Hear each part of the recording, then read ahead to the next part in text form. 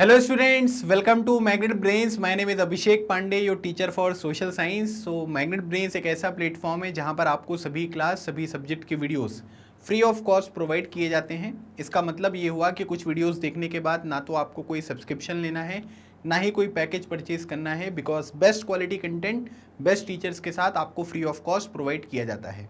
आप magnet brains को Facebook पर, टेलीग्राम पर और इंस्टाग्राम पर भी फॉलो कर सकते हैं सो दैट कोई भी इंपॉर्टेंट अपडेट आप मिस ना करें। आज का जो हमारा सेशन होगा इसमें ऑब्वियसली हम टेस्ट पेपर के बारे में डिस्कशन यहाँ पर करेंगे, लेकिन उसका डिस्कशन स्टार्ट करने से पहले एक बहुत ही मज़ेदार बात जो मैं आपसे यहाँ पर शेयर करना चाहता हूँ कि मैग्नेट ब्रेन्स पर आपको टेस्ट पेपर सीरीज़ भी यहाँ पर अवेलेबल कराई जाती है ना। अब क्वेश्चन ये आएगा कि सर कौन सी क्लास वालों को अवेलेबल कराई जाती है। क्लास 3rd से लेकर क्लास 12 तक के जो भी स्टूडेंट्स हैं है ना, सभी सब्जेक्ट की जो यहाँ पर टेस्ट सीरीज़ है, चाहे वो हिंदी हो, इंग्लिश हो, मैथ्स हो, साइंस हो, ईवीएस हो, संस्कृत हो, कुछ भी हो है ना, सभी सब्जेक्ट की जो टेस्ट सीरीज़ हैं वो यहाँ पर अवेलेबल कराई जाती हैं है ना, क्लास 3rd से लेकर 12 तक। और वो भी यहाँ पर क्या है कि वो 100% फ्री है ना, इसके लिए आपको कोई फीस यहाँ पर पे नहीं करना है। तो उसी सीरीज़ में अगर आप देखोगे तो आज का हमारा सेशन जो है ना, ये है class 9 social science economics Magnet Brains test paper. और ये जो टेस्ट पेपर यहाँ पर होगा ये कौन से चैप्टर का होगा भाई, सबसे पहले तो ये ध्यान रख लेना कि ये इकोनॉमिक्स का है। और इकोनॉमिक्स में अगर आप बात करोगे तो ये चैप्टर नंबर 1 है ना, जिसको बोलते हैं the story of village Palampur है ना। तो स्टोरी ऑफ विलेज पालमपुर का एक टेस्ट पेपर करेंगे। काफ़ी आसान चैप्टर है, लेकिन टेस्ट पेपर लगाने से क्या होता है कि थोड़ा कॉन्फिडेंस जो है वो यहाँ पर बिल्डअप हो जाता है। तो अगर आप देखोगे तो इस पर्टिकुलर चैप्टर का जो टॉपिक वाइज वीडियो है, एनसीईआरटी सॉल्यूशन वीडियो है, फिर उसके बाद वन शॉट रिवीजन वीडियो है, उसके बाद आपके मोस्ट इंपॉर्टेंट क्वेश्चंस हैं। ये सब चीज़ें आपको ऑलरेडी यहाँ पर प्रोवाइड की जा चुकी हैं। और आज मैं आपको एक और सेगमेंट इसका प्रोवाइड करूँगा जिसमें टेस्ट पेपर होगा। टेस्ट पेपर का मतलब थोड़ा आप क्वेश्चन अपने आप से सॉल्व करोगे तो उससे क्या होगा कि आपको पता चलेगा कि आप क्वेश्चन को सही तरीके से लिख पा रहे हो या नहीं लिख पा रहे हो। ठीक है, तो इसी सीरीज़ में आज का हमारा डिस्कशन होगा। सबसे पहले एक चीज़ मैं आपको बता देता हूँ कि इसमें वेरी शॉर्ट आंसर और लॉन्ग आंसर है ना, यही 3 तरीके के क्वेश्चन है जो हम डिस्कस करेंगे। इसमें मैप बेस्ड कोई क्वेश्चन नहीं आएगा। तो आपसे याद रखना है कि हम केवल वेरी शॉर्ट और लॉन्ग आंसर टाइप क्वेश्चन जो है वो यहाँ पर डिस्कस करने वाले हैं। वेरी शॉर्ट का मतलब 1 नंबर क्वेश्चन, शॉर्ट आंसर मतलब 3 नंबर, लॉन्ग आंसर मतलब 5 मार्क्स। ठीक है, चलिए पहला क्वेश्चन देखते हैं। आज का पहला क्वेश्चन यहाँ पर दिया हुआ है कि who are the small farmers. ठीक है, स्मॉल फार्मर्स जो हैं वो यहाँ पर कौन होते हैं। जैसे आपको पता है कि हमारे देश में है ना बहुत सारे लोग जो हैं वो स्मॉल फार्मर्स या मीडियम फार्मर्स की कैटेगरी में आपको देखने को मिलेंगे है ना। ओवरऑल अगर हम देखें तो हमको एक चीज़ ये समझ में आता है कि भारत में जो किसान हैं, जो बड़े किसान हैं जिनके पास 10 हेक्टेयर से भी ज़्यादा लैंड आपको देखने को मिलेगा, उनका नंबर कम है। लेकिन हमारे देश में करीब 80 to 85% फार्मर्स ऐसे हैं जो क्या है, जो स्मॉल फार्मर्स की कैटेगरी में यहाँ पर आते हैं। तो बात यहाँ पर ये होती है कि जो स्मॉल फार्मर्स यहाँ पर होते हैं है ना, उनमें यहाँ पर जो है मतलब उनकी डेफिनेशन क्या है। तो एक डेफिनेशन यहाँ पर ये होती है कि भाई 2 हेक्टेयर लैंड से अगर किसी के पास ज़मीन कम है, ज़मीन का मतलब खेत, अगर किसी का खेत जो है वो 2 हेक्टेयर से यहाँ पर कम है तो उसको हम स्मॉल फार्मर्स की कैटेगरी में यहाँ पर रखेंगे। ठीक है, अब ये 2 हेक्टेयर क्या होता है, देखो ध्यान से। अगर मान लीजिए कि ये एक स्क्वायर है और एक स्क्वायर की जो लेंथ है वो यहाँ पर 100 मीटर है, तो आप सभी को पता है कि स्क्वायर का तो सब कुछ बराबर ही होता है ना। तो इसका अगर मैं एरिया निकालूंगा तो एरिया क्या होता है, साइड का होल स्क्वायर। इसका मतलब इसकी वैल्यू कितनी हो गई, 10,000 मीटर स्क्वायर है ना, ये हो गया। अब ये 10,000 मीटर जो स्क्वायर जो होता है ना, इसको हम बोलते हैं 1 हेक्टेयर। ठीक है, ये हो गया आपका 1 हेक्टेयर। तो जो भी फार्मर्स होते हैं जिनके पास 2 हेक्टेयर से कम लैंड आपको देखने को मिलेगा, उनको हम यहाँ पर स्मॉल फार्मर्स की कैटेगरी में रखते हैं। अच्छा, फार्मर्स की वेलफेयर के लिए हमारी सरकार ने एक स्कीम भी चलाई है जिसको बोलते हैं पीएम किसान। ठीक है, अब पीएम किसान में क्या होता है, हमारे देश में जितने भी फार्मर्स हैं है ना, चाहे वो स्मॉल फार्मर्स हो, मीडियम फार्मर्स हो, कोई भी हो, उन सभी लोगों को साल भर में जो है वो 6,000 रुपये प्रोवाइड किए जाएंगे है ना। 6,000 रुपये का मतलब 6,000 रुपये में 2-2 हज़ार रुपये की 3 यहाँ पर जो है इंस्टॉलमेंट में पैसा मिलेगा, एक साथ नहीं मिलेगा। 2-2 हज़ार रुपये की 3 इंस्टॉलमेंट में 6,000 रुपये सरकार प्रोवाइड करती है, ताकि जो फार्मर्स है उनका थोड़ा सा वेलफेयर जो है वो आपको देखने को मिले और एग्रीकल्चर वगैरह की जो एक्टिविटीज़ हैं उसमें जो खर्चे होते हैं उन सब चीज़ों को वो यहाँ पर मैनेज कर पाएँ। अगला क्वेश्चन देखते हैं, question number 2। What is meant by the working capital है ना। वर्किंग कैपिटल का क्या मतलब होता है। वर्किंग कैपिटल का सिंपल सा मीनिंग ये हुआ, वर्क करने के लिए जो कैपिटल यहाँ पर रिक्वायर्ड होगी उसको हम वर्किंग कैपिटल बोलेंगे। तो वर्किंग कैपिटल में यहाँ पर क्या होता है, एक रॉ मटेरियल्स होते हैं है ना। अगर आप किसी भी काम को यहाँ पर कंप्लीट करना चाहते हो तो आपके पास क्या होना चाहिए, रॉ मटेरियल होना चाहिए। रॉ मटेरियल का मतलब ये हुआ कि आप उस पर्टिकुलर काम को किस तरीके से यहाँ पर कंप्लीट करोगे। और दूसरी बात यहाँ पर क्या है कि money in hand, money in hand का मतलब क्या हुआ कि आपके हाथ में कुछ पैसे भी होने चाहिए। अब इन पैसे का क्या प्रयोग करोगे आप, इन पैसों का प्रयोग करोगे कि भाई अगर मान लीजिए कि कोई चीज़ आपको परचेज करनी है ना, या फिर कोई पेमेंट वगैरह आपको कंप्लीट करनी है, तो वो सब चीज़ें जो होती हैं वो यहाँ पर वर्किंग कैपिटल के अंतर्गत आपको देखने को मिलेंगी, जिसमें रॉ मटेरियल्स हो गए और मनी इन हैंड जो है ये आपको देखने को मिल रहा है। चलिए क्वेश्चन नंबर 3 देखते हैं। What is the aim of production, है ना, किसी भी चीज का जो प्रोडक्शन किया जाता है ना, वो गुड्स का भी हो सकता है, गुड्स का मतलब सामान, है ना, और फिर यहाँ पर क्या है, ये यहाँ पर आपको सर्विसेज भी देखने को मिल सकता है। ठीक है, सर्विसेज मतलब आप ये कह सकते हैं कि जैसे ये वीडियो आप देख रहे हो, है ना, तो इस वीडियो का भी तो प्रोडक्शन ही हुआ है ना। अब ये कोई सामान तो है नहीं, ये सर्विस है जो यहाँ पर मैग्नेट ब्रेन्स आपको प्रोवाइड कर रहा है। तो ये क्या है कि किसी भी गुड्स का या सर्विसेज का जो प्रोडक्शन होता है उसका एम क्या होता है। So the aim of production is to produce the goods and services that we need, है ना, मतलब प्रोडक्शन का बेसिक मतलब यही होता है कि जो भी गुड्स होते हैं, है ना, और सर्विसेज होते हैं जिनकी हमें यहाँ पर आवश्यकता है, उन आवश्यकताओं को फुलफिल करने के लिए हम उन चीज़ों का यहाँ पर प्रोडक्शन करते हैं। तो प्रोडक्शन दोनों फॉर्म में हो सकता है। जैसे ये पेन है, पेन क्या है, गुड्स है, लेकिन जो मैं ये पढ़ा रहा हूँ ये कोई सामान तो नहीं है ना, ये क्या है, ये सर्विस है जो हम आपको आपके घर रहते हुए आपको प्रोवाइड कर रहे हैं। सो इसी वजह से क्या होता है कि जो भी गुड्स और सर्विसेज होती हैं उन्हीं सा जो है वो प्रोडक्शन होता है और वो हमारी रिक्वायरमेंट्स जो है उनको यहाँ पर फुलफिल करते हैं। चलिए क्वेश्चन नंबर 4 देखिए। Give 2 examples of fixed capital, है ना, फिक्स्ड जो कैपिटल होती है उसका एग्जांपल देना है। ठीक है, वर्किंग कैपिटल कौन कौन सी थी, रॉ मटेरियल हो गए और जो पैसा आपके हाथ में है ना, मनी इन हैंड। ठीक है, आप ये मत बोलना कि सर पैसा नहीं रुपए होते हैं, ठीक है, अपने अपने हिसाब से फिट कर लेना भाई, है ना, जिसको रुपए बोलना है रुपए बोल लो, जिसको रुपीज़ बोलना है रुपीज़ बोल लो, है ना, आप अपने अकॉर्डिंग कर सकते हैं। मेरा काम बस ये है कि आपको मैं समझा दूं, है ना, तो कोई दिक्कत नहीं है।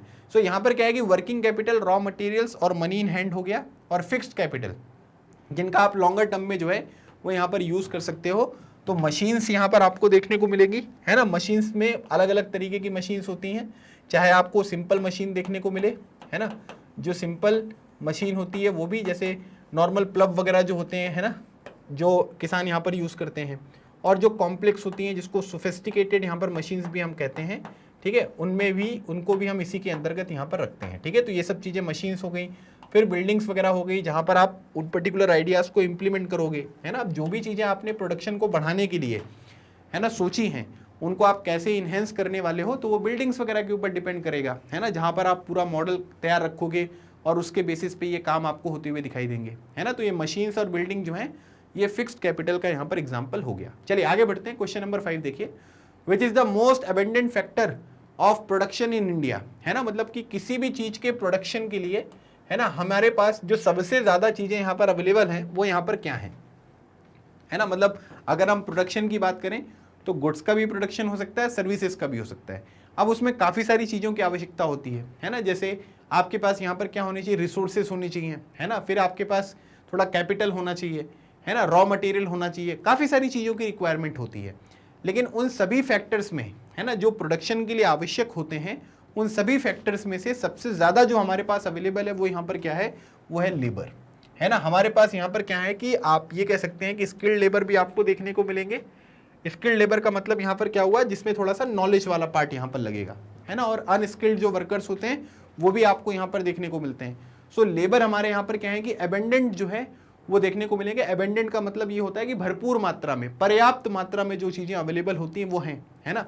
आप कहीं पर भी देख लीजिए, है ना, छोटा सा काम बता दो, है ना, कि भाई हमें इस काम की, हम इस काम को हमें करवाना है और इस काम में जो भी लोग पार्टिसिपेट करना चाहते हैं वो कल इस ग्राउंड में सुबह 10 बजे से जो है वो इकट्ठा होना स्टार्ट हो जाए, है ना, बस आप इतना बोल दो, है ना। और आप देखना वो 10 बजे तो आपने टाइम बोला है, सुबह 6 बजे से ही लोग जो है उस ग्राउंड में पहुंचना स्टार्ट कर देंगे कि भाई काम मिल जाएगा। सो लेबर हमारे पास क्या है कि भरपूर मात्रा में अवेलेबल आपको देखने को मिलते हैं। ठीक है, चलिए भाई क्वेश्चन नंबर 6 यहाँ पर ये बोला जा रहा है कि यील्ड मतलब यहाँ पर क्या होता है। ठीक है, जैसे प्रोडक्टिविटी भी आप एक शब्द यूज करते हो, है ना, उसी तरीके से ये यील्ड जो शब्द है वो यहाँ पर यूज किया जाता है। तो आपको ये बताना है कि जो ये यील्ड यहाँ पर होता है ये होता क्या है।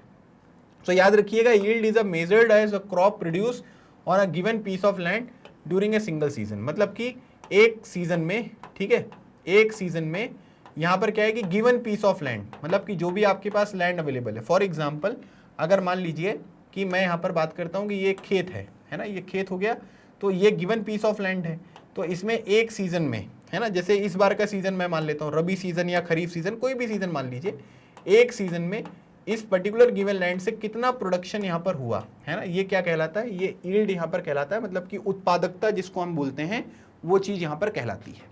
ठीक है, तो इस तरीके से आप इसको यहाँ पर मेंशन कर सकते हैं। चलिए अगला बात करते हैं, question number 7, who provides capital to the small farmers at high rate of interest.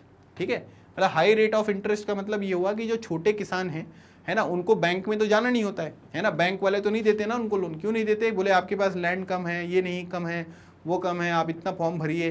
तो वो लोग क्या करते हैं, उनको लगता है कि सिचुएशन बड़ी कॉम्प्लेक्स है ना, तो हम लोग क्या करते हैं कि भाई जो हमारे घर के आसपास, है ना, बड़े बड़े किसान हैं, है ना, या जो साहूकार लोग हैं, या जो ट्रेडर्स होते हैं, ट्रेडर्स कौन से लोग होते हैं, जो क्या करते हैं कि जो किसानों को अलग अलग तरीके की मशीन्स वगैरह या जो दूसरे प्रोडक्ट्स वगैरह होते हैं उनकी रिक्वायरमेंट को फुलफिल करते हैं, वो ट्रेडर्स कहलाते हैं। तो छोटे किसान क्या करेंगे, लार्ज फार्मर्स के पास चले गए, विलेज मनी लेंडर्स के पास चले गए, ट्रेडर्स के पास चले गए, इन लोगों से लोन जो है वो यहाँ पर ले लेते हैं। लेकिन क्या है कि इनमें से कई सारे किसान जो है ना वो यहाँ पर इनके लोन कभी वापस नहीं कर पाते हैं। इसका रीज़न क्या है, क्योंकि इनका जो इंटरेस्ट रेट होता है ना, ये बहुत ज़्यादा आपको देखने को मिलता है, मतलब बहुत ज़्यादा ब्याज देने को मिलता है, और इसी वजह से ये प्रॉब्लम जो है वो आपको देखने को मिलती हैं। ठीक है, तो large farmers, village money lenders और जो ट्रेडर्स हैं, इनसे यहाँ पर इनके द्वारा लोन लिया जाता था। ठीक है, चलो भाई अगली बात करते हैं, question number 8, during which season do farmers of Palampur grow jowar and bajra. है ना, ज्वार एंड बाजरा जो है वो पालमपुर के जो यहाँ पर फार्मर्स थे वो कौन से सीजन में यहाँ पर ग्रो करते थे। तो याद रखिएगा खरीफ सीजन जो है, ठीक है, उसमें आपको ये ग्रो करते हुए दिखाई देते थे। खरीफ सीजन बोल लीजिए या फिर रेनी सीजन बोल लो। खरीफ को याद रखना कि हम लोग क्या करते हैं कि पैडी, है ना, मतलब कि जो राइस वगैरह होता है, ठीक है, वो यहाँ पर आपको प्रोड्यूस करते हुए दिखाई देते हैं। तो खरीफ सीजन जो है या रेनी सीजन के दौरान ज्वार और बाजरा आपको देखने को मिलेगा। ज्वार बाजरा को मिलेट्स भी बोलते हैं। ठीक है, राजस्थान वगैरह में ये सब चीज़ें आपको बड़े स्केल पर देखने को मिलती हैं। सो ज्वार और बाजरा, और इसको हम लोग क्या करते हैं कि जो एनिमल्स होते हैं उनको खिलाने के लिए भी ज्वार बाजरा का यहाँ पर प्रयोग किया जाता है। ठीक है, तो ये हो गए आपके टोटल 8 क्वेश्चंस, जो very short answer type question है, क्योंकि चैप्टर छोटा है इसलिए कम क्वेश्चंस हैं। और वेरी इंपॉर्टेंट जो क्वेश्चंस थे, मोस्ट इंपॉर्टेंट क्वेश्चंस, वहाँ पर भी मैंने कई सारे क्वेश्चंस आपके साथ डिस्कस करे हुए हैं। तो मैं कोशिश ये करता हूँ कि थोड़ा अलग तरीके की जो क्वेश्चंस हैं ना वो मैं टेस्ट पेपर में डालूँ, है ना, ताकि इससे क्या हो कि थोड़ा और आपके जो एडिशनल क्वेश्चंस हैं वो भी यहाँ पर प्रिपेयर हो जाएँ। अब हम बात करेंगे यहाँ पर शॉर्ट आंसर टाइप क्वेश्चंस के बारे में। शॉर्ट आंसर टाइप का मतलब ये हुआ कि 3 नंबर, है ना, मतलब 3 से 4 लाइन में या 3 से 4 पॉइंट में जो है आपको ये क्वेश्चन का जो आंसर है वो यहाँ पर देना है। सो बोला जा रहा है कि what are the important sources of irrigation and why. आप ये ध्यान रखना कि जब भी आप पेपर देते हो ना तो आपको ये पता होना चाहिए कि भाई ये कौन से चैप्टर की बात हो रही है ना। क्वेश्चन देख के तो आपको समझ में आ जाता है ना कि भाई ये कौन से चैप्टर की बात हो रही है। तो हमें ये ध्यान रखना है कि हम ये चीज़ समझ पाएँ कि भाई ये चैप्टर कौन सा है, और उसके अकॉर्डिंग ही जो है वो हमको यहाँ पर आंसर देना। अब ये क्वेश्चन है विलेज ऑफ पालमपुर, तो पालमपुर में जो आपको इरिगेशन फैसिलिटीज़ यहाँ पर बताए गए, जो अलग अलग यहाँ पर सोर्सेज बताए गए, उनके हिसाब से जो है वो आंसर अपने पेपर में लिखना है। ठीक है, सो बोला जा रहा है कि सोर्सेज ऑफ या source of irrigation are rain, ठीक है, वेल, टैंक्स, ट्यूबवेल्स, कैनल्स, है ना, मतलब बारिश हो गया, कुआं हो गया, टैंक वगैरह होते हैं, ट्यूबवेल वगैरह होते हैं, और जो नहर वगैरह होती है, वो सब चीज़ें आपको अलग अलग तरीके के सोर्सेज देखने को मिलते हैं, जिससे किसान अपने खेतों में सिंचाई वगैरह आपको करता हुआ दिखाई देता है। इरिगेशन फैसिलिटीज, अब यहाँ पर ये पूछा जा रहा है कि मतलब what are the important sources of irrigation and why. ठीक है, मतलब कि और ये इंपॉर्टेंट क्यों है ना, मतलब जो सोर्सेज होते हैं या इरिगेशन जो होते हैं वो इंपॉर्टेंट क्यों हैं। सो याद रखिएगा कि irrigation facilities are important in increasing production because due to well developed system of irrigation the farmers, ठीक है, be are able to enjoy the farmers are able, ठीक है, यहाँ पर ये क्या करिएगा, इसको एबल आर करिएगा, the farmers are able to enjoy the benefits of multiple cropping. ठीक है, अब देखो एक चीज़ ये समझना है कि जब यहाँ पर क्या होता है कि जब ओवरऑल अगर आप देखोगे, है ना, तो यहाँ पर क्या है कि अगर आपके सामने बहुत अच्छा यहाँ पर इरिगेशन फैसिलिटीज़ अवेलेबल हैं, तो जब इरिगेशन फैसिलिटीज़ यहाँ पर अवेलेबल होंगी बढ़िया तरीके से, तो आप यहाँ पर ये कह सकते हैं कि खेती जो है वो अच्छी तरीके से होगी, है ना, क्योंकि किसान को यहाँ पर क्या है, पानी चाहिए, इरिगेशन चाहिए। सो यहाँ पर क्या होगा कि फार्मर्स जो हैं वो यहाँ पर मल्टीपल क्रॉपिंग जो है कर पाएंगे। मल्टीपल क्रॉपिंग का मतलब ये होता है कि एक ही खेत में, है ना, एक साल में एक से ज़्यादा जो क्रॉप होती हैं या 2 से ज़्यादा क्रॉप्स अगर आप प्रोड्यूस कर रहे हो तो उसको मल्टीपल क्रॉपिंग बोलते हैं, है ना। तो इरिगेशन अच्छा होगा तो यहाँ पर क्या होगा कि फार्मर जो है वो मल्टीपल क्रॉपिंग कर पाएंगे।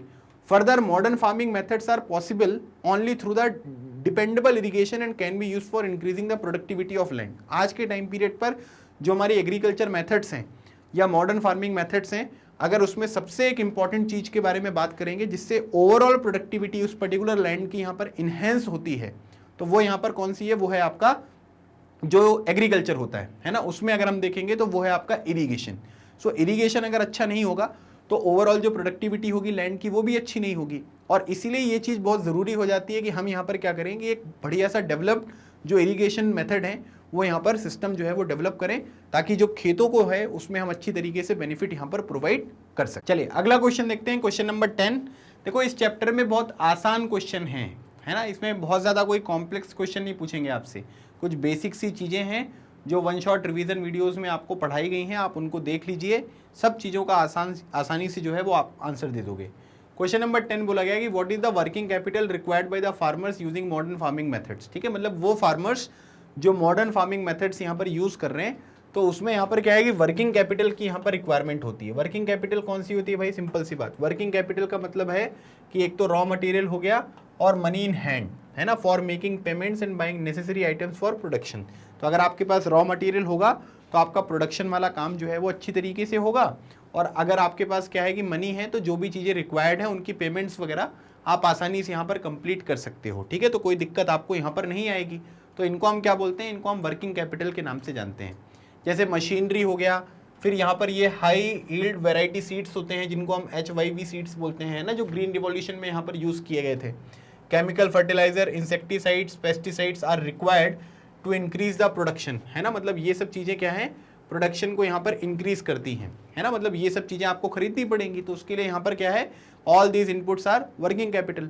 तो इन सब चीज़ों की यहाँ पर आवश्यकता पड़ेगी, इनकी पेमेंट वगैरह करने के लिए मनी भी लगेगी। तो इनके बेसिस पे आप क्या कर सकते हो कि जो भी आपके रिक्वायरमेंट है, जो प्रोडक्शन है, वो आप यहाँ पर कंप्लीट कर सकते हो। तो उन्हीं के बारे में आपको ये इन्फॉर्मेशन जो है वो देनी है। चलिए क्वेश्चन नंबर 11 देखिए, how did the spread of electricity help farmers in the Palampur, है ना, कि जैसे यहाँ पर इलेक्ट्रिसिटी का स्प्रेड हुआ, है ना, मतलब इलेक्ट्रिसिटी जब यहाँ पर अच्छी तरीके से पहुँची तो जो पालमपुर के विलेजर्स हैं या फार्मर्स हैं उनको कैसे बेनिफिट हुआ ये आपको बताना है। देखो सबसे इंपॉर्टेंट चीज़ हमने जो उस चैप्टर में पढ़ी थी वो ये पढ़ी थी कि भाई पालमपुर में फार्मर्स को इसलिए बेनिफिट हो रहा था क्योंकि इरिगेशन फैसिलिटीज़ बहुत अच्छी थी, और इरिगेशन फैसिलिटीज़ को अच्छा बनाने में जो यहाँ पर इलेक्ट्रिसिटी था इसका बहुत इंपॉर्टेंट रोल था, जो हमने चैप्टर में भी पढ़ा था।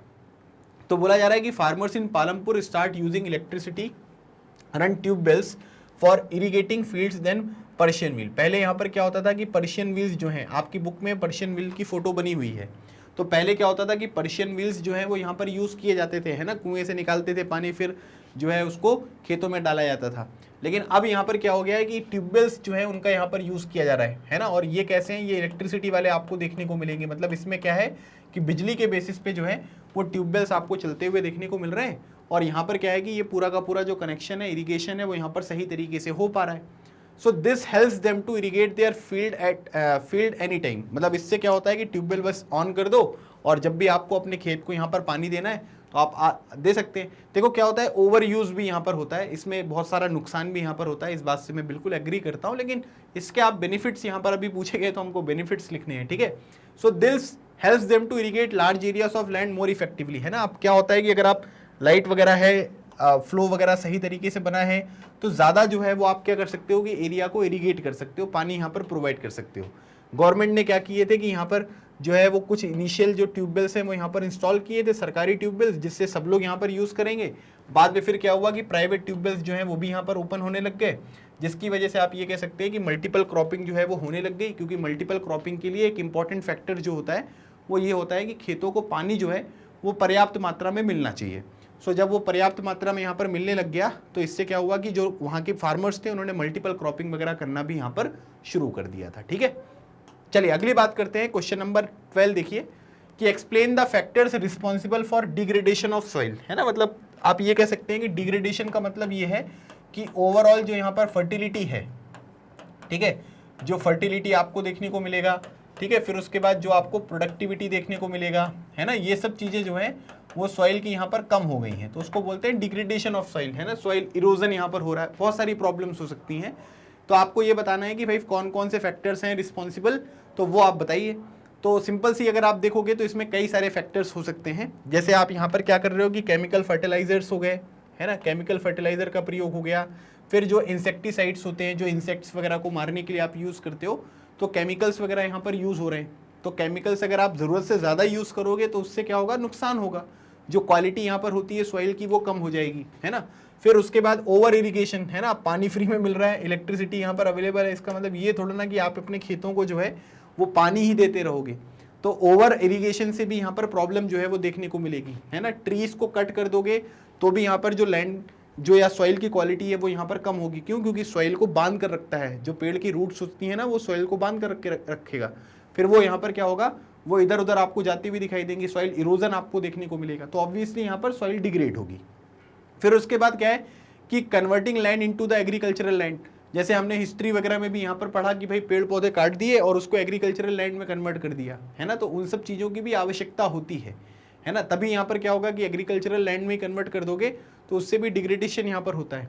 फिर उसके बाद यहाँ पर क्या है कि setting fire to the remaining of crops, है ना, जो भी यहाँ पर आपके बचे हुए खेत वगैरह से जो भी चीज़ें वेस्टेज यहाँ पर होता है उसको ख़त्म करने के लिए यहाँ पर जो है वो आग लगा देते हैं। तो इसकी वजह से भी अगर आप देखोगे तो जब आग लग जाती है तो उसमें जो भी आपके बैक्टीरिया वगैरह होते हैं, है ना, या आप ये कह सकते हैं कि जो भी इंग्रेडिएंट्स यहाँ पर अवेलेबल होते हैं वो भी सॉइल में ख़त्म हो जाते हैं। तो इसकी वजह से भी प्रॉब्लम होती है। तो पॉइंट वाइज भी लिख सकते हो आप, है ना। वैसे पॉइंट वाइज लिखना ज़्यादा अच्छा रहेगा, तो पॉइंट वाइज लिखकर आप इस पर्टिकुलर फैक्टर्स को जो है वो एक्सप्लेन कर सकते हो कि सॉइल जो है वो डिग्रेड कैसे होती है, ठीक है। तो ये सब चीज़ें बता दीजिएगा, कोई दिक्कत नहीं होगी, है ना।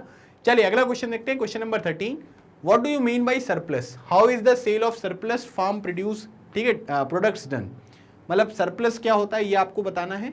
और अगर मान लीजिए कि जो फार्म प्रोडक्ट्स होते हैं, है ना, खेती वगैरह में जो प्रोडक्ट यहाँ पर यूज होते हैं, तो अगर हम उनको यहाँ पर क्या करते हैं कि सेल करते हैं, है ना, वो सरप्लस मतलब यहाँ पर क्या, पहले सरप्लस की डेफिनेशन बताओ, फिर उन सरप्लस जो प्रोडक्ट्स होते हैं उनका यहाँ पर सेल कैसे होता है ये आपको बताना है। तो surplus is the difference between the quantity of total production of the farmer and the quantity that he keeps for self consumption, है ना। मतलब यहाँ पर क्या है, सिंपल सी बात ये है कि अगर मान लीजिए कि सरप्लस का फॉर्मूला लिखेंगे, है ना, तो सरप्लस का फॉर्मूला यहाँ पर ये हुआ कि टोटल प्रोडक्शन, है ना, ये हो गया आपका टोटल प्रोडक्शन माइनस कंजम्पशन। तो सिंपल सी बात यहाँ पर ये हुई कि मान लीजिए कि 100 किलो जो है वो उसने यहाँ पर क्या किया कि उसका प्रोडक्शन किया और 60 kg जो है उसने यहाँ पर अपने लिए रख लिया कि भाई हम लोग जो है साल भर इसको खाएंगे। तो अब यहाँ पर क्या हुआ कि जो 40 आंसर आया है, ये जो डिफरेंस है ये क्या है, ये सरप्लस है, ठीक है। जो 40 आपको देखने को मिल रहा है ये क्या है, ये आपको एक सरप्लस जो है वो देखने को मिल रहा है, ठीक है।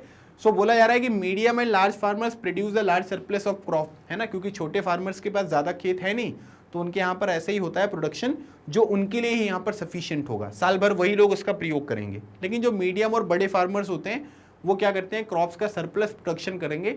By selling this surplus crop in the market they earn income. अब क्या करते हैं कि ये लोग ना, ये जो भी इनके पास ये सरप्लस अमाउंट होता है इसको क्या करेंगे, ये मार्केट में बेचेंगे, है ना। ट्रेडर्स वगैरह आपको देखने को मिलेंगे या गवर्नमेंट एजेंसीज होती हैं वो क्या करती हैं कि इनको खरीदती हैं, है ना, और खरीदने के बाद फिर क्या करेंगे, इनको पैसा दे देंगी और पैसा देने के बाद फिर ये जो गवर्नमेंट एजेंसीज होती हैं, ट्रेडर्स वगैरह होती हैं, जो शहर वगैरह होते हैं उन एरिया में क्या होता है कि इन सामान को जो है फिर वो भेजा जाता है। जैसे अगर आप देखोगे ना, एक कमेटी होती है जिसको बोलते हैं APMC, है ना। APMC क्या है, ये एडिशनल इन्फॉर्मेशन है जो मैं आपको बता रहा हूँ। APMC का यहाँ पर मतलब होता है एग्रीकल्चर प्रोड्यूस मार्केट कमिटीज़, है ना। जो एग्रीकल्चर में जो भी प्रोडक्शन वगैरह होता है उन चीज़ों को अगर आपको बेचना है तो आप APMC में लेकर जाइए, APMC में बेच दोगे आप, है ना, जो मंडी वगैरह होती है वहाँ पर बेचोगे, फिर उसके बाद लोग उसको खरीदेंगे, फिर वहाँ से जो चीज़ें हैं वो टाउन्स में, सिटीज़ वगैरह में भी आपको पहुँचती हुई दिखाई देगी। तो ये इसका पूरा पर्पस होता है। और सरप्लस जो भी प्रोडक्शन होता है उसको जब आप बेचोगे तो उससे फिर आपको इनकम मिलेगी, है ना, और उस इनकम का फिर जो है आप अलग अलग काम में जो है वो यूज़ कर सकते हो। तो जो पालमपुर में भी आपको देखने को मिला था। चलिए आगे बढ़ते हैं, क्वेश्चन नंबर 14 देखिए। How do farmers use their earning which they get by selling the surplus produce in the market, है ना। आप सरप्लस जो है प्रोड्यूस कैसे बेचा आपने वो आपने सीख लिया पिछले क्वेश्चन में। अब उसका प्रयोग कैसे करोगे, है ना, उससे आपको जो है वो कुछ इनकम देखने को मिलेगी, कुछ पैसे आपको देखने को मिलेंगे, है ना। अब उस इनकम का जो है वो आप यहाँ पर यूज़ कैसे करने वाले हो ये चीज़ आपको यहाँ पर बतानी है, ठीक है। सो यहाँ पर याद रखिएगा, मीडियम और लार्ज फार्मर्स जो है वो सरप्लस प्रोड्यूस करते थे और ये लोग क्या करते थे कि इनको मार्केट में बेचने के बाद जो है इनको इनकम यहाँ पर मिलती थी। अब पार्ट ऑफ द अर्निंग, ठीक है। अब ये तो क्या है कि थोड़ा बैकग्राउंड बनाना पड़ेगा, है ना, कि क्योंकि ज़्यादा आंसर तो है नहीं उसमें, थोड़ा बहुत ही आंसर ही लिखना है आपको, तो थोड़ा बैकग्राउंड आपको बताना पड़ेगा। और क्वेश्चन का आंसर लिखने की यही आंसर राइटिंग स्किल्स होती हैं, है ना, कि पहले आप थोड़ा सा बैकग्राउंड बता दो कि भाई देखिए मीडियम और लार्ज फार्मर्स जो होते थे वो यहाँ पर क्या करते थे कि वो सरप्लस प्रोडक्शन करते थे क्रॉप का, उनको मार्केट में बेचकर उनको इनकम मिलती थी। A part of the earning is saved and kept for buying capital for the next season, है ना। अब उसमें से जो भी उनके पास पैसे होते थे तो उसको वो क्या करते थे, उसको यहाँ पर ये सेव कर लेते थे, है ना, कि भाई कुछ भी जो भी हमको अगले सीजन में खेती करने के लिए चीज़ें यहाँ पर आवश्यक होंगी उनके लिए हम इन चीज़ को यहाँ पर बचा कर रख लेते हैं, पैसे बचाकर, और जब अगला यहाँ पर खेती का सीजन आएगा तो ये चीज़ें खरीदनी रहेंगी तो हम इन चीज़ों को इन पैसे से खरीद लेंगे। Some farmers also use the saving to buy cattle, trucks और टू सेटअप शॉप, है ना। कुछ लोग क्या करते थे कि जानवर वगैरह खरीद लेते थे, कैटल्स वगैरह, है ना। कुछ लोग यहाँ पर ट्रक वगैरह खरीद लेते थे ताकि सामान को एक जगह से दूसरी जगह पर लेकर भी जाया जा सके। कुछ लोग दुकान वगैरह खोल लेते थे, और मतलब आप ये कह सकते हैं कि this is constitute the capital for non farming activities, मतलब कि वो जो पैसे उनको मिले हैं, है ना, तो उन्होंने सरप्लस प्रोडक्शन किया था और उसको मार्केट में बेचा था, तब उनको इनकम मिली थी, तो वो तो फार्मिंग एक्टिविटी से इनकम मिली थी। लेकिन उस फार्मिंग एक्टिविटी से जो एडिशनल उनको यहाँ पर इनकम जो उनको मिल रही है उसका प्रयोग किस में कर रहे हैं, वो नॉन फार्मिंग एक्टिविटीज़ में कर रहे हैं, है ना। जैसे आपने कैटल कर दिया, है ना, ट्रक्स खरीद लिए, शॉप्स वगैरह लगा ली, इसमें एग्रीकल्चर खेती तो नहीं कर रहे हो ना आप, ये क्या है, ये दूसरे अलग अलग तरीके की जो डेयरी वगैरह, जैसे कैटल है तो डेयरी फार्मिंग वगैरह, है ना, इन सब चीज़ों में आप यूज़ कर सकते हैं। तो फार्मिंग एक्टिविटी से जो एडिशनल इनकम हो रही है उससे नॉन फार्मिंग एक्टिविटीज़ भी यहाँ पर ये लोग करते हुए दिखाई देते हैं, और कुछ पार्ट जो है वो सेव करके भी रखते हैं ताकि अगले सीजन में जो है आप उन चीज़ों का यहाँ पर प्रयोग कर सको। चलिए अगली बात करते हैं, question number 15, right A short note on dairy farming a non farming activity in village Palampur, है ना। अलग अलग तरीके से नॉन फार्मिंग एक्टिविटीज आपको देखने को मिलती थी वहां पर, और अगर आप इस चैप्टर का मोस्ट इंपॉर्टेंट क्वेश्चन वाला सेक्शन देखोगे तो वहां पर मैंने वो चीजें आपके साथ डिस्कस भी करी हुई हैं। तो अब आपसे ये पूछा जा रहा है कि भाई जो डेयरी फार्मिंग है, नॉन फार्मिंग एक्टिविटी है पालमपुर विलेज की, इसके ऊपर एक शॉर्ट नोट लिखो। सो आप ये कह सकते हैं कि dairy is the common activity in many families of Palampur, people feed their buffaloes on various kind of grass, jowar and bajra that grow during the rainy season। ठीक है, अभी एक क्वेश्चन हमने इस तरीके से किया था कि ज्वार बाजरा कौन से सीजन में जो है वो यहाँ पर ग्रो करता था, तो हमने खरीफ सीजन या रेनी सीजन यहाँ पर आंसर बताया था। तो काफ़ी कॉमन एक्टिविटीज़ थी, बहुत सारी फैमिलीज जो थी पालमपुर विलेज की वो इस तरीके की एक्टिविटीज़ में इन्वॉल्व थे। वो लोग अपने जो भी यहाँ पर कैटल होते थे, बफेलोज होते थे, उनको ग्रास, ज्वार, बाजरा वगैरह ये सब चीज़ें यहाँ पर खिलाते थे। फिर उसके बाद जो भी मिल्क होता है ना, अब उससे मिल्क मिलेगा, तो मिल्क को क्या करते थे कि रानीगंज, है ना, या सॉरी नॉट रानीगंज, रायगंज जो यहाँ पर एक जगह आपको देखने को मिलेगा, ठीक है, the nearby large village, वहाँ पर ये बेचते थे। Two traders from Shahpur town has set up a collection cum chilling centre, है ना। तो इन्होंने यहाँ पर क्या किया था कि मतलब शाहपुर से दो व्यक्ति थे, इन्होंने क्या कर लिया था कि एक कलेक्शन कम चिलिंग सेंटर जो है वो ओपन कर लिया था, दूध को ठंडे में रखना और दूध को यहाँ पर कलेक्ट करना, ठीक है। जहाँ पर क्या होते थे कि रायगंज में ये इस तरीके का सेंटर इस्टेब्लिश किया गया था, तो लोग जो भी मिल्क वगैरह होते थे वो वहाँ पर जमा करते थे, और from where the milk is transported to far away towns and cities, फिर वहाँ से दूध को जो है वो दूसरे शहर वगैरह में यहाँ पर भेजा जाता था। तो इस तरीके से नॉन फार्मिंग एक्टिविटी में एक डेयरी फार्मिंग जो है वो भी बड़े स्केल पर देखने को मिलता था। तो अब इसमें कुछ चीज़ें इंपॉर्टेंट हैं, है ना, जैसे खिलाते क्या थे एनिमल्स को, फिर रायगंज लिखना पड़ेगा, शाहपुर लिखना पड़ेगा, है ना। फिर उसके बाद milk collection cum chilling centre जो है वो यहाँ पर ओपन किया गया था, दूध को ठंडे में रखते हैं ना, तो वो सब चीज़ें यहाँ पर अवेलेबल थी। फिर रायगंज से जो है ये सब चीज़ें आपको दूसरे शहरों में भी जाती हुई दिखाई देती थी। तो इस तरीके से आप यहाँ पर ये नॉन फार्मिंग एक्टिविटी जो है वो यहाँ पर आप मेंशन कर सकते हो। चलिए question number 16, what needs to be done to initiate more non farming activities in village, है ना। आज के टाइम पीरियड पर क्या है कि सबके सब जो एग्रीकल्चर में लोग यहाँ पर इन्वॉल्व थे उनको लगता है कि भाई बहुत ज़्यादा बेनिफिट हमको यहाँ पर नहीं मिल रहा है। तो अगर आप देखोगे तो उनमें से कई सारे लोगों ने अलग अलग तरीके की नॉन फार्मिंग जो एक्टिविटीज़ हैं वो भी इन्वॉल्व करी। इवन गवर्नमेंट का भी यहाँ पर ये मानना है कि भाई अगर हम फार्मर्स की इनकम को थोड़ा इंक्रीज़ करना चाहते हैं तो हमें नॉन फार्मिंग जो एक्टिविटीज़ हैं उनके ऊपर भी यहाँ पर फोकस करने की ज़रूरत पड़ेगी। तो अब वो करोगे कैसे आप विलेज लेवल पर, ये आपसे क्वेश्चन में पूछा गया है। So vocational educational centre should be open in the villages, ठीक है। मतलब यहाँ पर क्या है, आप ये कह सकते हैं कि भाई लोगों को शिक्षित करना, है ना, लोगों को यहाँ पर क्या करना, अवेयर करना। अगर लोगों को अवेयरनेस होगी ही नहीं, लोग इस तरीके से काम नहीं करेंगे, उनको इस तरीके की ट्रेनिंग आप प्रोवाइड नहीं करोगे, तो ओवरऑल आप देख सकते हैं कि उसका कोई बेनिफिट नहीं होगा। तो इसलिए बोला जा रहा है कि वोकेशनल एजुकेशनल जो सेंटर्स हैं वो होने चाहिए, ओपन होने चाहिए।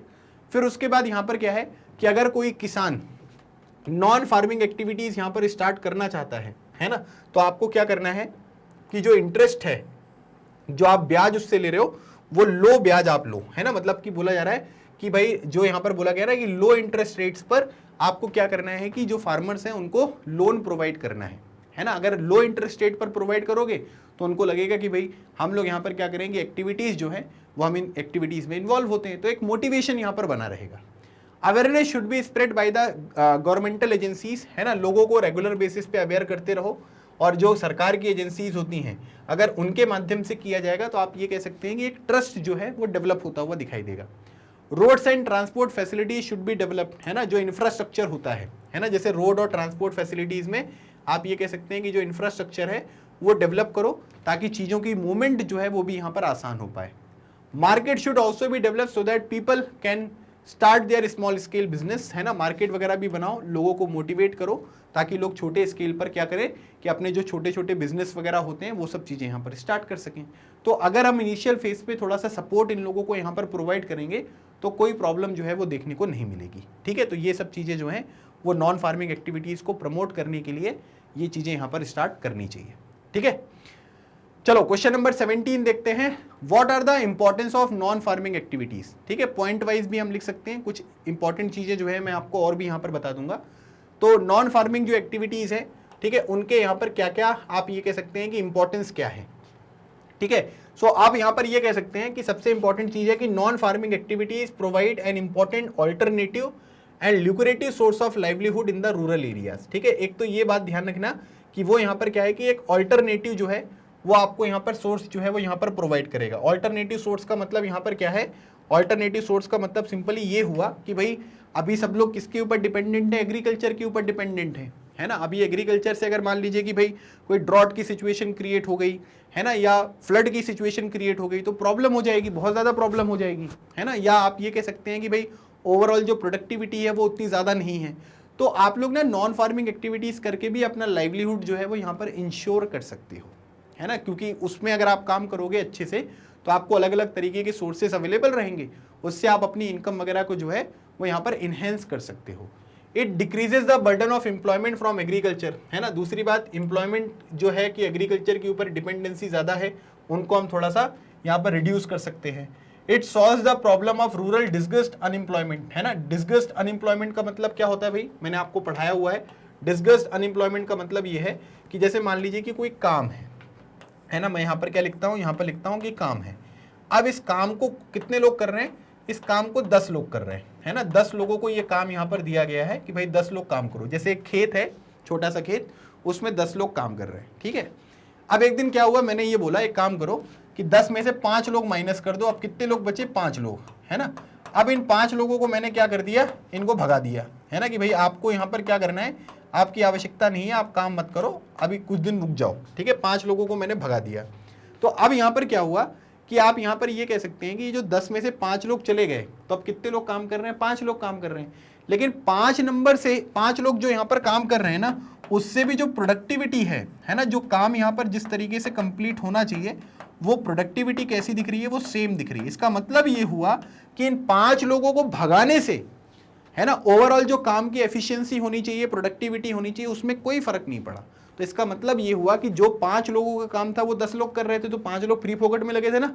उनको लग रहा था कि हम मतलब एम्प्लॉयड है, लेकिन वो क्या है, वो डिस्गस्ड अनएम्प्लॉयड आपको देखने को मिल रहे हैं, ठीक है। तो इसको हम क्या बोलते हैं, डिस्गस्ड अनएम्प्लॉयमेंट बोलते हैं। तो अब यहाँ पर क्या है कि ये बोला जा रहा है कि प्रॉब्लम ऑफ रूरल डिस्गस्ड जो अनएम्प्लॉयमेंट है उसको सॉल्व कर सकते हैं। कैसे बोलेंगे, देखो भाई 5 लोग जो है वो यहाँ पर क्या करेंगे, 5 लोग खेती करेंगे, ठीक है सर, 5 लोग खेती करेंगे, और 5 लोग यहाँ पर क्या करेंगे, वो एनिमल्स हस्बेंड्री वाला काम करेंगे, एनिमल रियरिंग वाला काम करेंगे, मिल्क वगैरह डेयरी सेक्टर में काम करेंगे। तो इससे ये प्रॉब्लम भी जो है वो आपकी यहाँ पर सॉल्व हो गई, ठीक है।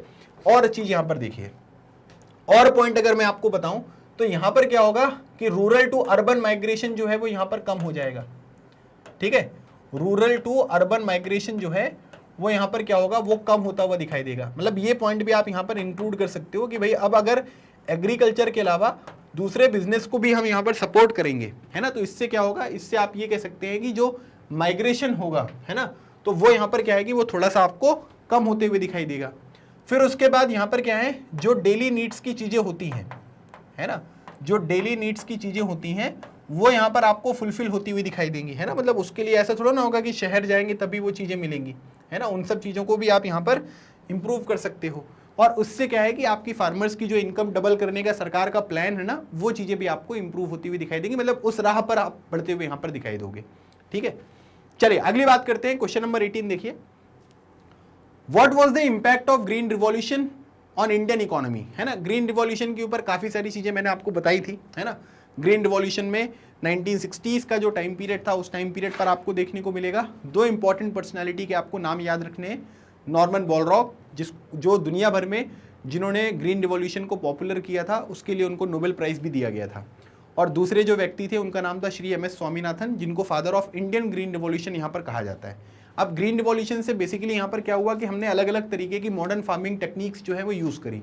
जो हाई यील्ड वेराइटी सीड्स होते हैं, ठीक है, जो HYV सीड्स यहाँ पर आपको देखने को मिलेंगे, वो हमने यहाँ पर यूज़ किए, है ना। अब इनमें यूज़ करेंगे तो इरिगेशन की फैसिलिटी ज़्यादा चाहिए, फर्टिलाइजर पेस्टिसाइड वगैरह की आवश्यकता ज़्यादा देखने को मिली। तो लेकिन इससे क्या हुआ कि ओवरऑल जो प्रोडक्शन है वो यहाँ पर आपको बढ़ता हुआ दिखाई दिया, है ना। ओवरऑल प्रोडक्शन कैसे बढ़ा, जैसे आप पंजाब में देखोगे, हरियाणा में देखोगे, वेस्टर्न यूपी वगैरह में देखोगे, तो वहाँ पर प्रोडक्शन बड़े स्केल पर आपको बढ़ता हुआ दिखाई दिया।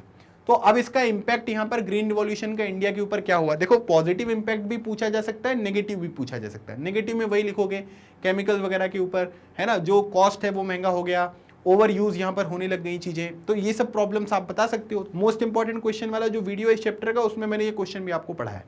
तो अब ये बोला जा रहा है कि इंपैक्ट बताइए। So India was transform into a food surplus country. पहले क्या होता था कि हमें दूसरी कंट्रीज के ऊपर डिपेंडेंट होना था, ठीक है। आप चाहो तो इस क्वेश्चन के स्टार्टिंग में जो है वो थोड़ा सा ग्रीन रिवॉल्यूशन के बारे में बता सकते हो, लेकिन वो 5 नंबर के क्वेश्चन में करना, ठीक है, यहाँ पर नहीं करना, क्योंकि फिर इसमें टाइम लगेगा आपको, है ना, उतनी आवश्यकता नहीं है। सो इंडिया क्या है कि एक सरप्लस, जो फूड सरप्लस कंट्री बन गया। India start exporting food grains to the international market, है ना। और जब सरप्लस यहाँ पर चीजें होने लग गई तो हमने क्या करना स्टार्ट कर दिया, उनको एक्सपोर्ट करना स्टार्ट कर दिया। Agro based industries are also develop due to the green revolution, है ना। अब हमारे पास प्रोडक्शन ज्यादा हुआ, तो जो एग्रीकल्चर बेस्ड यहाँ पर इंडस्ट्रीज थी, जैसे ब्रेड वगैरह बनाने वगैरह वाली जो कंपनीज थी, वो सब भी आपको देखने को मिलेंगी। फिर उसके बाद it led to the development of agricultural tools and equipment manufacturing industries, है ना। मतलब आप ये कह सकते हैं कि मशीनरी वगैरह जो है वो यहाँ पर डेवलप होने लग गई, है ना। सो मशीनरी अगर आप यहाँ पर क्या होगा कि डेवलप हो जाएंगी तो चीज़ें जो है वो आसान यहाँ पर हो जाएंगी। तो ये सारे के सारे 4 पॉइंट 5 पॉइंट मैंने आपको यहाँ पर बताए, तो उनको यहाँ पर लिख देना। तो इससे क्या हो जाएगा कि आपको ये समझ में आ जाएगा कि ग्रीन रिवॉल्यूशन का इम्पैक्ट जो इंडियन इकोनॉमी पर था वो यहाँ पर क्या था। तो इससे टोटल आप ये कह सकते हैं कि हमने फूड सिक्योरिटी वगैरह जो है उसको भी यहाँ पर इंश्योर किया, है ना। जहाँ पर फूड डेफिसिट एरियाज जो हैं वहाँ पर भी उन चीज़ों की सप्लाई करके हमने चीज़ों को अच्छी तरीके से मैनेज किया। तो ये सब चीज़ें आप यहाँ पर बता सकते हो, ठीक है। चलो भाई अगला क्वेश्चन देखते हैं, question number 19, why is it necessary to emphasise on sustainable use of land. मतलब कि यहाँ पर क्या है कि हम लोगों को एम्फेसिस जो है वो यहाँ पर देना है या एम्फेसाइज करना है कि भाई जो लैंड है ना उसका सस्टेनेबल देखो यूज़ करें। देखो सस्टेनेबल का मतलब ये होता है कि हम लोग इन चीज़ों का अगर यूज़ कर रहे हैं तो हम इस तरीके से यूज़ करें कि इस लैंड को कोई नुकसान ना हो। और दूसरी बात यहाँ पर यह है कि जो फ्यूचर जनरेशन है ना, जो हमारे आगे आने वाली जनरेशन है, उनको भी ये चीज़ें हम यहाँ पर प्रोवाइड करके जाएं, है ना। ऐसा नहीं होना चाहिए कि भाई आप इन चीज़ों को पूरी तरीके से समाप्त करके चले जाओ, सामने वाला आए तो उसको कुछ पता ही नहीं चले कि ये क्या है ना। सिर्फ किताबों में लिखा रहा है कि जमीन नाम की एक चीज़ होती थी। चलिए, सो बोला जा रहा है कि सस्टेनेबल यूज करना लैंड का क्यों नेसेसरी है, क्यों जरूरी है, ये पूछा जा रहा है। देखिए, land is a natural resource and modern farming methods have over use the natural resource base. मतलब आप ये कह सकते हैं कि लैंड जो है वो प्रकृति ने हमको प्रोवाइड किया है। एक नेचुरल प्रोसेस के तहत जो सॉइल है उसका फॉर्मेशन वगैरह यहाँ पर होता है, लेकिन यहाँ पर मनुष्य ने क्या किया है कि जो भी नेचुरल यहाँ पर ये रिसोर्सेज होते हैं इनका बहुत भरपूर यूज किया, मतलब ओवर यूज हो गया है। Due to the use of modern farming method the fertility of soil decreases, है ना। फर्टिलिटी जो हो गई है सॉइल की वो डिक्रीज यहाँ पर हो गई है। क्यों हो गई है? केमिकल फर्टिलाइजर का यूज कर रहे हो दबाकर, है ना, पेस्टिसाइड का यूज कर रहे हो, है ना। तो इसीलिए लैंड डिग्रेडेशन आपको देखने को मिल रहा है, ओवर इरिगेशन आपको देखने को मिलेगा। ग्राउंड लेवल वाटर जो है वो यहाँ पर क्या हो गया, नीचे चला गया है ना, जबरदस्ती पानी चलाए पड़े हुए हो। और इसीलिए ये चीज़ ज़रूरी होता है कि हम अपने इन्वायरमेंट का जो है वो सही तरीके से प्रयोग करें, उसका ध्यान रखें, ताकि सस्टेनेबल डेवलपमेंट जो है वो एग्रीकल्चर का आपको देखने को मिले। आज के टाइम पीरियड पर स्थिति इतनी गंभीर हो गई है कि लोगों को ऑर्गेनिक जो चीज़ें हैं वो ज़्यादा पसंद आ रही हैं, है ना, कि ऑर्गेनिक खेती, ऑर्गेनिक प्रोडक्शन जो भी हो रहा है वो पसंद आ रहा है, लेकिन अब उसकी वजह से क्या है कि लैंड वगैरह में डिग्रेडेशन आपको देखने को मिल रहा है ना। और सस्टेनेबल यूज अगर हम नहीं करेंगे चीज़ों का, है ना, जैसे लोग क्या करते हैं कि भाई एक ही तरीके की क्रॉप का बार बार प्रोडक्शन करेंगे, है ना, तो उस तरीके के जो न्यूट्रिएंट्स होते हैं वो मिट्टी में कम हो जाएंगे। तो मिट्टी में कम हो जाएंगे तो मिट्टी की जो फर्टिलिटी होती है, जो प्रोडक्टिविटी होती है, वो भी कम हो जाती है। तो इन सब चीज़ों को रोकना यहाँ पर ज़रूरी है, और तभी हम यहाँ पर क्या कर पाएंगे कि मिट्टी जो है उसका सस्टेनेबल यूज़ यहाँ पर हम कर पाएंगे। ठीक है, तो ये पॉइंट आपको ध्यान रखना है। चलिए क्वेश्चन नंबर 20 देखिए, what are the features of HYV seeds. अब ये थोड़ा अच्छा क्वेश्चन है, मतलब इसको अगर आपने पढ़ा होगा तभी कर पाओगे, है ना, अदरवाइज ये क्वेश्चन नहीं होगा। तो what are the features of HYV seeds, तो 3 से 4 पॉइंट में आप आंसर लिख सकते हो, और इनकी जो है इसका फुल फॉर्म है ना, हाई यील्डिंग वेराइटीज, एक पॉइंट ये हो गया। These are prepared after a great research by the agricultural scientist, ठीक है, 2 पॉइंट हो गए। The HYV seeds give high yield, मतलब कि आप ये कह सकते हैं कि इसमें जो ओवरऑल प्रोडक्शन यहाँ पर होता है, ठीक है, तो यहाँ पर ये आपको देखने को मिलेगा। और उसके बाद they need plenty of water and fertiliser, ठीक है, तो ये आप लिख सकते हैं। और बाकी अगर आप चाहो तो आप लिख सकते हैं कि ग्रीन रिवॉल्यूशन में हाई यील्ड वैरायटी जो सीड्स होती हैं उनका हमने यहाँ पर प्रयोग किया, है ना, तो ये 5 पॉइंट हो जाएंगे। तो डायरेक्टली आप यहाँ पर लिख सकते हैं, पॉइंट वाइज के फॉर्मेट में नहीं लिखा है इसलिए आपको लग रहा होगा कि छोटा आंसर है ना, अभी पॉइंट पे लिख दोगे तो 5 लाइन हो जाएंगी। ठीक है, समझ में आ गया। और ये वाला ग्रीन रिवॉल्यूशन में भी इनका मेजर कॉन्ट्रीब्यूशन था, इस तरीके से भी आप चीज़ों को यहाँ पर इंक्लूड कर सकते हो। चलिए क्वेश्चन नंबर 21। अच्छा, अभी तक हमने यहाँ पर जो शॉर्ट आंसर टाइप क्वेश्चंस हैं वो हमने यहाँ पर कंप्लीट कर लिए हैं, है ना, मतलब कि 3 नंबर वाले जो क्वेश्चंस हैं वो हमारे हो चुके हैं। अब हमारा जो अगला सेगमेंट होगा ये लॉन्ग आंसर टाइप क्वेश्चंस का होगा, जिसमें हम 5 नंबर के क्वेश्चंस को यहाँ पर कवर करेंगे। और इसी सीरीज में सबसे इंपॉर्टेंट जो क्वेश्चन है वो आपके सामने आ चुका है ना, वेरी वेरी इंपॉर्टेंट क्वेश्चन लिखा हुआ है कि explain the various factors of production. Production जो होता है ना, उसमें कौन कौन से फैक्टर्स आपको देखने को मिलेंगे वो आपको बताना है। पहली बात लैंड, है ना, लैंड का मतलब the first requirement is land, जमीन होनी चाहिए। और दूसरे नेचुरल रिसोर्स जैसे वाटर, फॉरेस्ट, मिनरल्स वगैरह, ये सब चीजें अवेलेबल होंगी तभी तो आपका काम होगा। फिर लेबर है, सेकेंड रिक्वायरमेंट लेबर है, that is people who will do the work, है ना, आपने यहाँ पर सब चीजें अवेलेबल करा दी हैं, काम करने वाले लोग भी तो होने चाहिए। Some production activities required highly educated workers to perform the necessary task. Labour is of 2 types, ठीक है, दैट इज स्किल्ड और अनस्किल्ड, है ना, जिसमें ज्यादा स्किल्स की रिक्वायरमेंट होगी वो स्किल्ड लेबर होंगे, जिसमें स्किल्स की आवश्यकता नहीं होती है उनको मैनुअल लेबर कहते हैं हम, या फिर अनस्किल्ड लेबर कहते हैं। फिर फिजिकल कैपिटल होनी चाहिए। फिजिकल कैपिटल मतलब एक होता है आपका फिक्स्ड कैपिटल और एक होता है आपका वर्किंग कैपिटल। अब यहाँ पर अगर आप चाहो तो फिक्स्ड कैपिटल में जो मशीन्स वगैरह होती हैं, है ना, मशीन्स हो गई आपकी, है ना, या फिर आप ये कह सकते हैं कि जो बिल्डिंग्स होती हैं, है ना, उनका आप एग्जाम्पल यहाँ पर लिख सकते हो। और फिर उसके बाद यहाँ पर क्या है, एक वर्किंग कैपिटल। वर्किंग कैपिटल में अगर आप देखोगे तो यहाँ पर हो गया आपका रॉ मटेरियल, ठीक है, एक हो गया आपका रॉ मटेरियल और एक हो गया आपका मनी इन हैंड। अभी गाना गा के आ रहे हैं ना पीछे हम लोग, ठीक है, इसी तरीके की चीज़ हमने जो है वो यहाँ पर पढ़ी है। तो याद रखिएगा फिजिकल कैपिटल में 2 तरीके की चीज़ें कौन कौन सी, एक कैपिटल होती है फिक्स्ड कैपिटल, एक होती है वर्किंग कैपिटल। फिक्स्ड कैपिटल में बिल्डिंग, मशीन्स वगैरह जिनका आप कई सालों तक यूज़ कर सकते हो, और यहाँ पर वर्किंग कैपिटल रॉ मटेरियल हो गया, मनी इन हैंड, ये सब चीज़ें हो गई। फिर उसके बाद चौथा फैक्टर होता है human capital. Human capital is the most important factor of production, जो क्या करेगा, जो फिजिकल कैपिटल को, है ना, लेबर को, लैंड को, है ना, ये सब चीज़ें क्या है, मनुष्य की समझ है कि कैसे कौन सी लैंड को कैसे यूज़ करना है ना, लेबर को किस तरीके से यूज़ करना है, कितनी आवश्यकता यहाँ पर होगी, इन सब चीज़ों का जो चैनलाइजेशन यहाँ पर होता है वो कौन करता है, वो ह्यूमन कैपिटल करता है, मनुष्य करता है। अगर उसके पास नॉलेज नहीं होगी, स्किल्स नहीं होगी, तो वो यहाँ पर क्या करेगा, इतनी सारी चीज़ें अवेलेबल होने के बाद भी, है ना, उसको कोई प्रॉफिट नहीं होगा, वो नुकसान करवा देगा। तो इसीलिए क्या होता है कि ह्यूमन कैपिटल भी एक इंपॉर्टेंट फैक्टर होता है प्रोडक्शन का, ठीक है, तो ये पॉइंट भी आपको ध्यान रखना है। चलिए, बहुत इंपॉर्टेंट क्वेश्चन है, सुपर इंपॉर्टेंट भाई साहब, है ना, और जो जिस तरीके से मैंने आपको बताया इस तरीके से लिख देना, जो एडिशनल चीज़ें मैंने ऐड करी थी वो भी लिख देना, एकदम मुस्कुरा कर आपका टीचर आपको आंसर देगा, ठीक है, क्या कि ये लो भाई पूरे नंबर ले लो। चलो भाई अगली बात करते हैं, explain the ill effects of green revolution, ठीक है, अभी हमने इसके बारे में बात ही करी थी, है ना, कि ग्रीन रिवॉल्यूशन जो यहाँ पर हुआ था 1960s में, तो उसके इल इफेक्ट्स क्या हुए, है ना। पॉजिटिव चीज़ें तो मैंने आपको बता दी थी, लेकिन अब यहाँ पर देखोगे तो क्या हुआ कि सॉइल फर्टिलिटी यहाँ पर कम हो गई, क्यों, क्योंकि हमने दबा कर केमिकल फर्टिलाइजर का यूज़ किया।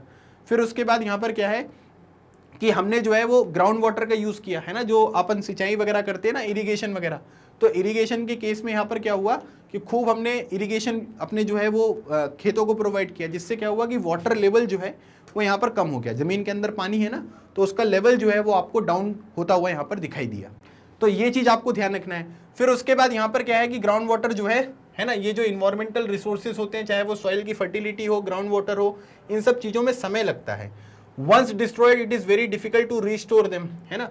Modern farming method used under the Green Revolution and overused the natural resources base. Maximum forest land was converted into the agricultural land. है ना, जो फॉरेस्ट वगैरह हमारे पास अवेलेबल थे, हमने उनको क्या किया, उनको एग्रीकल्चर लैंड में कन्वर्ट कर दिया। The green revolution was limited only up to the few state like Punjab and Haryana. तो ज़्यादा लोगों को इसका बेनिफिट यहाँ पर नहीं हुआ। और इसमें आप ये भी कह सकते हैं कि ओवरऑल, ठीक है, ओवरऑल जो यहाँ पर कॉस्ट है किसका, फार्मिंग का, है ना, क्योंकि मशीन्स की जरूरत पड़ेगी, ओवर इरिगेशन यहाँ पर करना पड़ेगा, केमिकल फर्टिलाइजर पेस्टिसाइड्स की यूज पड़ेगी। तो आप ये कह सकते हैं कि जो ओवरऑल यहाँ पर कॉस्ट है फार्मिंग का, वो भी यहाँ पर आपको इंक्रीज होता हुआ दिखाई दिया, है ना। और इसी वजह से यहाँ पर क्या है कि ये सारे के सारे आपको ग्रीन रिवॉल्यूशन के इल इफेक्ट्स जो हैं वो देखने को मिल सकते हैं। ठीक है, आप स्टार्टिंग में ऐसे स्टार्ट कर सकते हो कि भाई ग्रीन रिवॉल्यूशन से बेनिफिट यहाँ पर हुआ, ओवरऑल प्रोडक्शन बना, इंडिया जो है एक सरप्लस फूड प्रोडक्शन कंट्री यहाँ पर बना, लेकिन इसके कुछ इल इफेक्ट्स भी हैं दैट आर फॉलोइंग। फिर पॉइंट पे आप आंसर लिख दीजिए, मैंने आपको यहाँ पर जो है इसमें बता दिया है। ठीक है, चलो 23 देखो दिया है कि अभी जो ये क्वेश्चन है ना, ये आपके लॉन्ग आंसर टाइप क्वेश्चन है ना, ये मैं आपको बता देता हूँ। 22 अब हम करेंगे यहाँ पर 33। What problems do farm labourers face in the terms of employment, है ना। तो यहाँ पर क्या है कि जो फार्म लेबरर्स हैं, फार्म लेबरर्स का मतलब ये है कि भाई इनके पास खुद की ज़मीन नहीं है, ये दूसरे के खेत वगैरह में काम करते हैं, तो उनको यहाँ पर क्या एम्प्लॉयमेंट में प्रॉब्लम आती है ये आपको बताना है। So they don't get regular work, है ना, रेगुलर वर्क नहीं होता है। जब खेती का काम होगा तभी काम मिलेगा, नहीं मिलेगा। उनके जो वेजेस होते हैं बहुत कम होते हैं, है ना। They are exploited by large farmers and money lenders, ठीक है, मतलब वो लोग क्या करते हैं कि भाई जितना काम करवाते हैं उतना आप पैसे नहीं देते हो, तो इससे क्या होगा, उनका शोषण होगा, एक्सप्लॉइटेशन होगा। They are bound to be in debt trap by the village money lender due to the various malpractices and high rate of interest, ठीक है। तो आप ये कह सकते हैं कि उनको जो ये पैसे वगैरह उधार लेते हैं ये लोग, ठीक है, उससे उनका जो इंटरेस्ट रेट वगैरह है वो बहुत ज़्यादा हो जाएगा, और फिर क्या है कि वो गलत तरीके से जो मनी लेंडर्स होते हैं वो लोग भी प्रयोग करते हैं, जिसकी वजह से वो डेट ट्रैप में फंस जाएंगे। डेट ट्रैप मतलब कभी उनका उधार जो है वो चुकेगा ही नहीं, खत्म ही नहीं होगा। They are landless labourers and they don't have their own sources of income, है ना, उनके खुद के सोर्स ऑफ इनकम नहीं है, वो दूसरों के ऊपर डिपेंडेंट है।